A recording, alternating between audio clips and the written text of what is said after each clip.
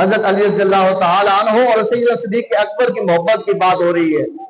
حضرت ابو ہریرہ رضی اللہ تعالیٰ عنہ روایت کرنے والے ہیں، آپ فرماتے ہیں مکالمہ بھی چل رہا ہے، حضرت علی رضی اللہ تعالیٰ عنہ نے یہ کہا، حضرت سیدنا صدیق اکبر رضی اللہ تعالیٰ عنہ آپ پر قربان جائیں، آپ نے فرمایا اے علی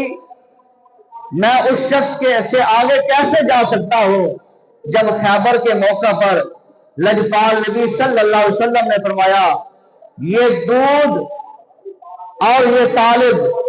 یہ علی ابن ابی طالب کے لیے ہے۔ تو خیبر میں سارے صحابہ تو تھے نا، لیکن اللہ کے محبوب نے جس کو خیبر کا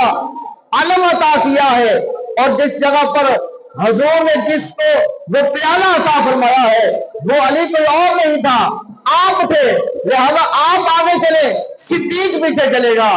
صدیق یہ کہہ رہے ہیں، علی یہ کہہ رہے ہیں، نہیں صدیق آپ چلے، علی آپ کے پیچھے چلے گا۔